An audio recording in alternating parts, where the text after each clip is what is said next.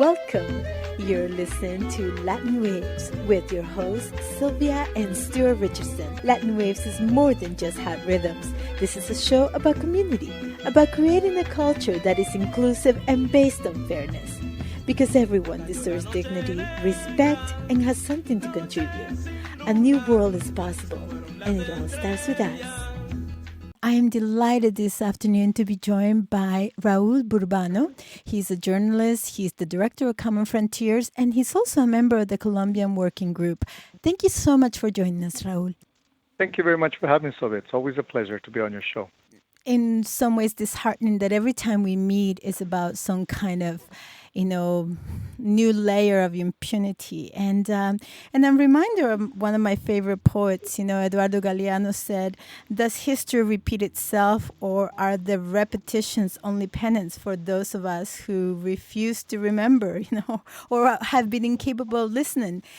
So I wonder if we could start the conversation by talking a little bit about the new layers of impunity that we're experiencing, that people in Colombia are living with, and to perhaps deconstruct a little bit, not only the zenith of this problem, where it all sort of is rooted, but also what we as citizens can do. Absolutely. Thank you for that question. And I think it's just very inspiring with also what's happening. There's always, wherever there's sort of, chaos and challenge, there's also an opportunity. And what we're seeing, at least in Colombia and a whole bunch of other countries in Latin America, is that there's a strong awakening, from people, whether it's in Colombia in the last couple of days, in Chile, in Ecuador, where, thousands and thousands of people are taken to the streets, also in Bolivia not too long ago, to demand, respect for human rights, for democracy, an end to the austerity and neoliberal policies that many of these governments, specifically just recently in Colombia with the Duque government, they're trying to impose in order to salvage their countries from, I would say the capitalist onslaught, which is, the economic crisis which a lot of these countries find themselves in. So, definitely there's a reaction from the states, and often it's violent, and it's repressive, and it's menacing, but it also forces people to come together and to struggle in a wonderful way. And we see that today in Colombia, where people are out on the street en masse, singing, dancing, music, fighting, kind of pushing back against what is a very difficult situation, but so far, is turning around where the people are, in essence, are starting to take control. It gives us a lot of hope and energy for the future, where a community, very diverse, for example, in Colombia today, it's sort of organic. There's nobody really leading that. Everybody's a part of it. Teachers, labor organizations, indigenous, Afro-Colombians, they all have very diverse demands, very diverse visions, but the most important part is that they're all together today out on the streets, pushing back against what is a very fascist and oppressive government, and it's given a lot of hope in terms of that there finally could be some change again in countries like Colombia and Latin America, where we've seen a bit of a very difficult situation with a lot of right-wing governments coming into power to impose liberal policies, austerity, anti-democratic policies like we see in Colombia today. I think the word recordar for me it's the word that means to awake, and also it means to remember. So perhaps we can not only celebrate our ability to continue to remember despite the violence, that we are people, that we deserve to live with dignity, and to honor that this comes with a price, right? So I want to talk a little bit about the kind of price that we are seeing exerted on the populace, on the people of Colombia, because as of this week, right, this is the second week where we've seen the government of President Ivan Duque, not only militarizing life, right, responding with bullets to people's call for, not only an arrest to the neoliberalist agenda, but also a stop to the continuous violence against workers. Absolutely. And I think we're starting to see this a lot more and more, especially with the pandemic and the crisis that's taking place through the neoliberal model, is that governments are looking for people to kind of shoulder the costs of the socio-economic and political crisis, that an environmental crisis that we're going to. But at the same time, they want to let corporations off the hook. And I think it's really important when we're seeing, movements across Latin America, North America, and other countries that are starting to challenge that and come together. And like you said, it's done in very different ways, and the struggles are very different, and they look, completely, maybe look odd to other folks. For example, big dance parties in Colombia on the streets when there's massive tanks on the streets, shooting at people, as you said, but people are singing songs, people are playing instruments. It's really incredible how people are, in essence, are creating their own paradise within a bit of chaos in order to show their resistance and in order to show their opposition to really what countries have been doing, which is just, destroying the environment, stealing the resources, creating a precarity that is unimaginable, over the last little bit. For example, Colombia is one of the most unequal country in Latin America. Uh, about, according to most estimates, conservative estimates, it's about 45 to 50%, but we know the reality is a lot higher. Probably about 60% of Colombians, that's about 27, million people live in poverty. Although Colombia has been held up as a model, a great model of democracy, a great model of economic prosperity for many years. So it just goes to show us the contradictions of what we hear in real life and then what's really happening on the ground for people in Colombia. Let's talk a little bit about the way that we have not only been learning resilience as we deal with the calamities of 30 years plus, neoliberalism and dictatorship and militarization of our streets, but also how do we keep ourselves engaged and energized by the dream of creating a society with justice. That's a good question. And I think sort of the pandemic, that we're all living in right now has kind of forced us to rethink our lives. Everybody before was really busy with work and continuously, being kept busy with all their hobbies and shopping and all the stuff that people do. And now with the pandemic, we kind of have to force to retreat and start kind of thinking inward and really what's important to us. And what we're seeing and what you see is that, everybody's focused now. You're more at home. You're more, around nature. You're less being able to go, for example, people always supposed to spend their pastime in malls. Now most people are going for walks, right, in parks, in nature. So I think it's really reconnecting to the roots of where most of us get the most joy and satisfaction, whether we kind of think of that consciously or subconsciously, which is within our community, within our family, within our friends, and living within those spaces and remembering that those are where we get the most nourishment, the most knowledge, and as you mentioned, and within that, building that historical context so we don't forget where we come from and where we are. And for example, like there's, millions of Colombians today across Canada, across, Europe and the world who today might have little connection or contact with Colombia, but yet today are on the streets, calling for support for Colombians who are on the front lines against the Duque government because of repressive policies, are coming together for something that they have, really in Toronto probably have not done before, as an example, or in other cities across Canada. It's wonderful to see a couple thousand Colombians from diverse backgrounds as a community coming together and kind of celebrating who we are as diverse people politically, socially, economically, but yet under sort of one roof and celebrating who we are and celebrating the struggles and also celebrating the dream that everybody really wants the same dream, which is, that we live in harmony with the earth, that we live in harmony with one another, and that we build a collective, a community where we can all prosper and live life in a way that's meaningful for all of us in whatever that context is. One of the things that became very clear to me as a child was that we live in multiple worlds all the time. As an indigenous person, you live with this called to be in connection, not just with your parents, but also with nature, right? With the I remember as a child, it was very common to walk by yourself. You know, there were trees, and now after the war, of course, the bombs and all the things that destroyed made it very untenable for us to be able to walk, and let alone to be able to walk alone.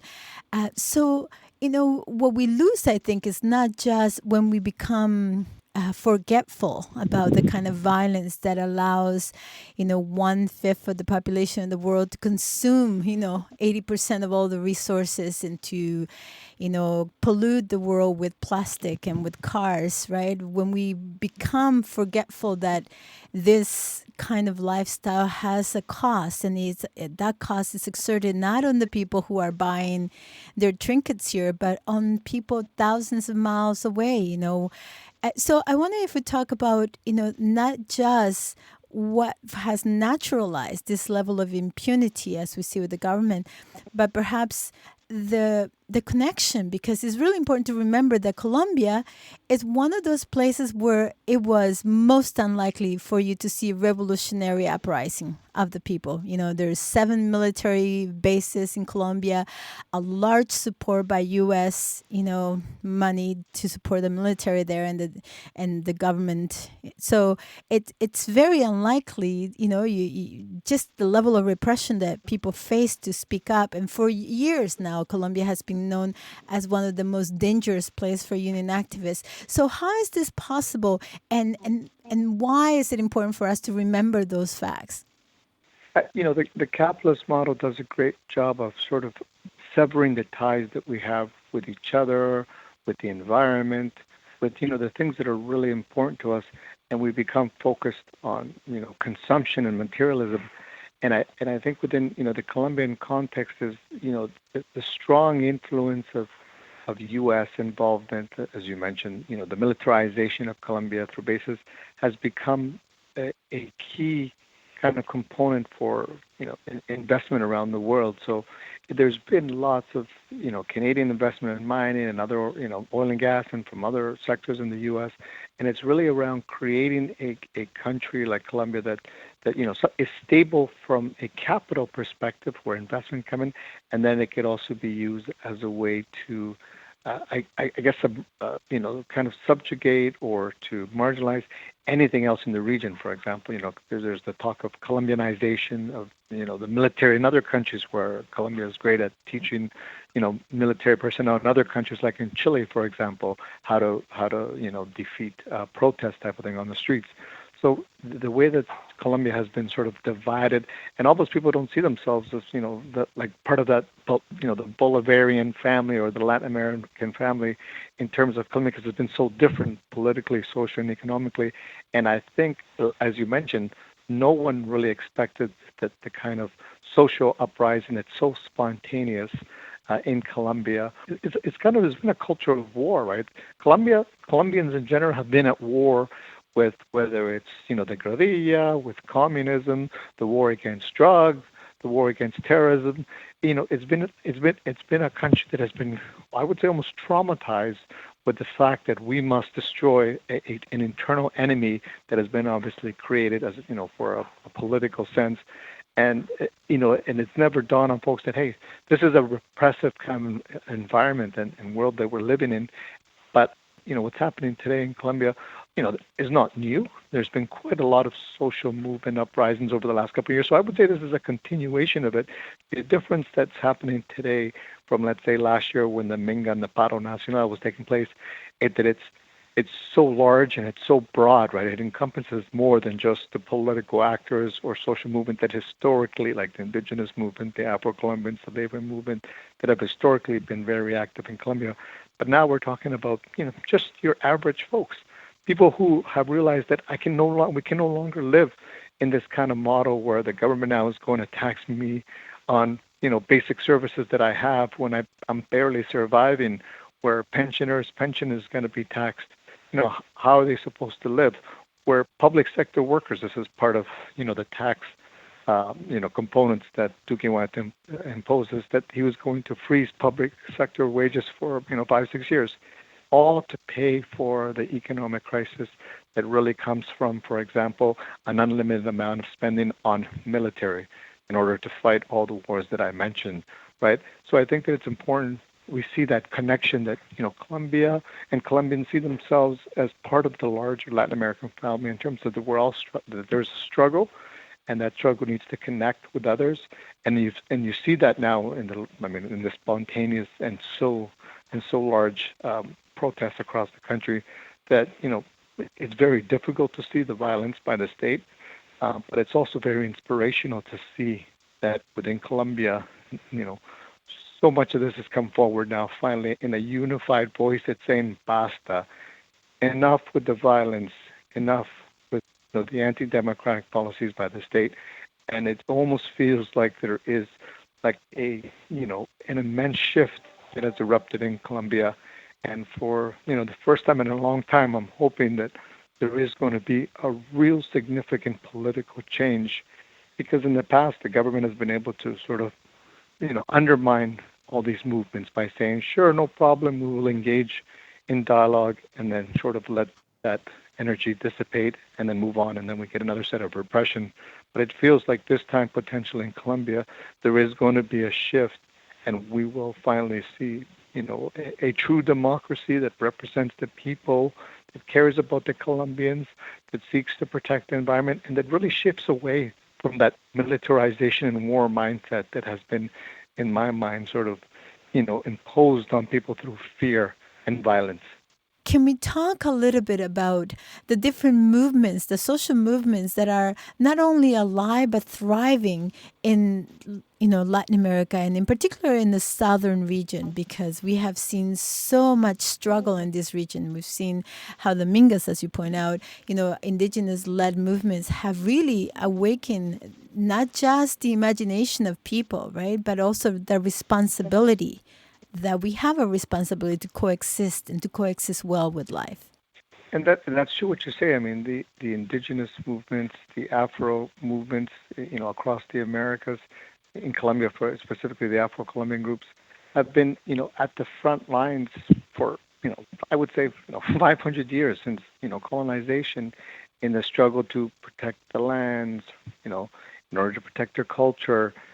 And it's they've done this against colonizers, whether it's from the region or from other countries, whether it's from multinational corporations, whether it's from paramilitaries, drug, crime.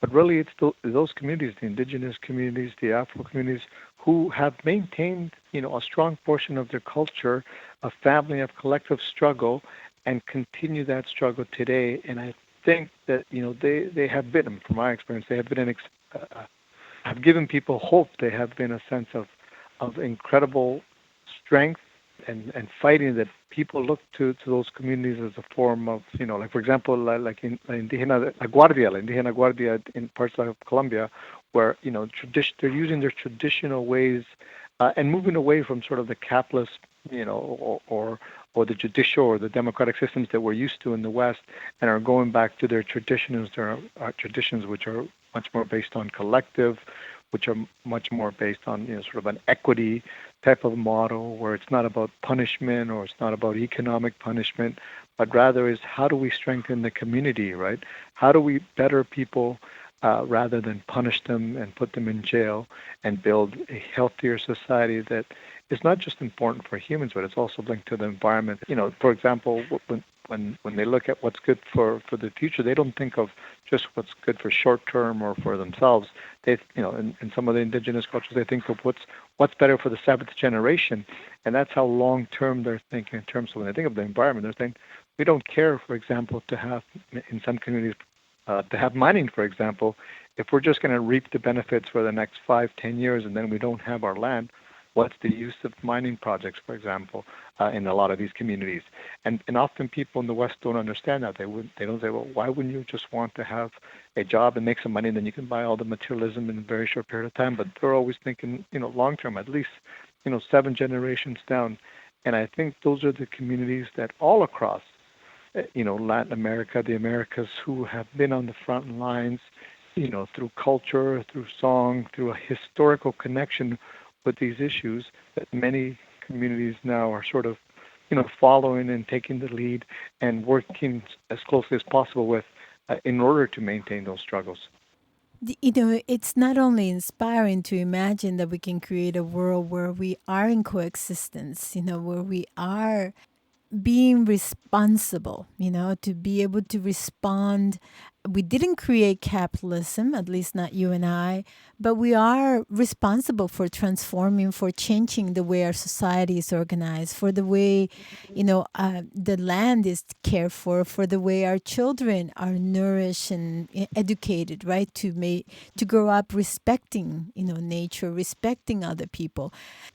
I wonder what's the lesson here, and how do we not only move forward in a way that brings us all in step, to co-creating the world we want to see.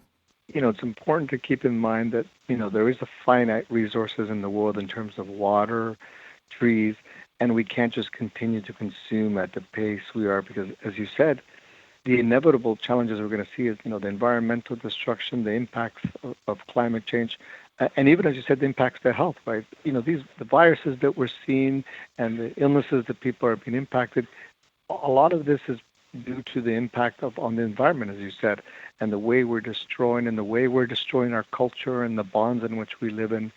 And the only focus is really on materialism and production of technology that in many senses killing us because now most people don't even go for walks anymore due to their time they spend on their computers and their phones.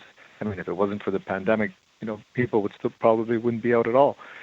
So it's really important that we see that need to continue to remember where we come from, where we're linked to, and how we can build towards a better future. And the link to community for me, I think, is always the connection, right? The link to community, the link to the environment, is where we remember where we come from and where we can go. And as we build our community and we fight within that community, it could be for from a budgeting perspective to making sure that stop signs are the right signs are in your neighborhood to protect your children, to protect your family. To me, that's where everything kind of starts and begins, and then we build from there, and then we connect that there are struggles around the world that are just as important and are related to what we do. And I think, for example, people are starting to realize, especially workers, as you were saying, that we need to remember that, our struggles are all linked. So as workers, for example, before the free trade agreements, there was, the manufacturing sector in Canada was very strong. People were getting paid well. They had union jobs, making lots of money. And then we started to get into free trade agreements. And what ended up happening is corporations said, well, why do we want to pay, auto workers in Canada so much money when they're unionized when we can just ship those jobs to Mexico? And then workers in Canada started realizing, well, wait a minute, is the fault the Mexican workers or is it the system? In some cases, workers, would blame the Mexican workers. But I think with time, they realized that, hey, we're all workers and we're all struggling. And if we better the conditions of all of us, then we can all win collectively. But when we only struggle to better ourselves, for example, which is obviously important, we all need to struggle. But when we only limit those struggles to ourselves and we don't link them to the national or the international, then in the end we still end up losing because the corporations will definitely take advantage of that. So the problems we have are systematic and international, and the solutions then have to be as well international. And I think solidarity is the key to that. I think the solution to most of the issues we have politically, economically, is solidarity. When we build links of solidarity in any struggle globally, is when we can win. For example, as we see today, international solidarity with Colombia is incredible. All over Canada, I've seen thousands of people on the streets. To be in solidarity with our brothers and sisters in Colombia is the same as with, I'm seeing today thousands of people in solidarity with Palestinians who today are feeling, bombs being dropped upon them. So it's incredible to see the solidarity, and that's what builds the links of struggle. And when we struggle together, we build those true links of solidarity. I was talking to some coworkers, and universities are very interesting places because this is where the people with most privilege coexist, right? They come there because they can afford to pay for higher education. And a lot of people also don't have privilege. They simply work really hard and have multiple jobs to pay. But my point is that you get to university and you think that you would feel like so powerful and able to affect change. And a lot of the times, these are exactly the places where people are most frightened, to take action. They just think, oh, I have to wait till I have a right, till I get a right. And I wonder if you could just perhaps remind us, right, of that spirit of moving with others and co-creating with others and realizing we don't have to get it right. We just have to work with others so that we're moving and acting in reciprocity. We're not just being the Lone Ranger trying to save the world. I get that sense all the time as well, and it's in different settings. It could be the academic settings. Sometimes you see it in the labor movement. Sometimes you see it in whatever movement you're in, the NGO movement. Really what often ends up happening is when we disconnect ourselves from the struggle, then it becomes theoretical, and I think that's where the challenge is. The key in order to build that true reciprocity and solidarity within anywhere, my experience a lot is within the labor movement, is when we're in struggle together. So it's not just good enough to put up, for example, a statement and say we are in solidarity with people struggling, but it's when you realize that you are in those same struggles and then you struggle as well. I think a perfect example is Colombia. There's many reasons why people are out on the streets today in Colombia, but one of the main reasons is to fight an austerity agenda, like a neoliberal austerity agenda. That is the same austerity agenda that we fight here in Canada, that people and that workers fight all over the world. The people in Colombia want jobs. They want to end the precarity. They want to have access to health. They want to have access to the vaccines, basic things that is the same things that we all want here in Canada. And if we forget that they're struggling for the same reasons that we struggle, and if they win, if they can beat back austerity agenda, which at the moment they've forced the Duque government to retreat on its agenda, which is an incredible feat based on the amount of violence and repression that they have experienced, then it's a sign for us here in Canada and for people, I would say in the global north and maybe in the universities and in the areas that when we see people are afraid to struggle, that it shows us that people can overcome all these adversaries with a lot more difficulty than we have. We're fortunate in the north that we have a lot of resources, we have a lot of financial capital, and we could do a lot. But often, as you said, is that fear, that will I lose my job, that fear, will I lose my title, will I not get that next promotion, that sometimes separates us from really, building those close links with struggles. And I think the key is that we realize that, we're all workers, most of us, and we link those struggles together. And the reason why we support Colombians who are fighting a neoliberal austerity agenda is for the same reason that I would fight a neoliberal austerity agenda here in Canada. And I think when we build those kind of links, when the struggles are joined, I'm not just in solidarity with Colombians, I'm in solidarity with myself, I'm in solidarity with my community, and together we build those links of solidarity, which are key in order to really understand and struggle together. So I think continuing to struggle, even if you're in the university level, we can't disconnect ourselves. It can't be theoretical. It has to be a practical application of struggle, which I think is the root of how you build solidarity. Thank you so much for being with us and not only inviting us into engagement with life cycle, because in many ways our struggles are inviting cycles of life, a new vision of what can be, a life that is interdependent, in solidarity, in mutual reciprocity. Thank you again for being with us. Thank you very much for having us. We've come to the end of our show, Latin Waves. Latin Waves is an internationally syndicated weekly program made available through campus and community stations and available out to the world at www.latinwavesmedia.com.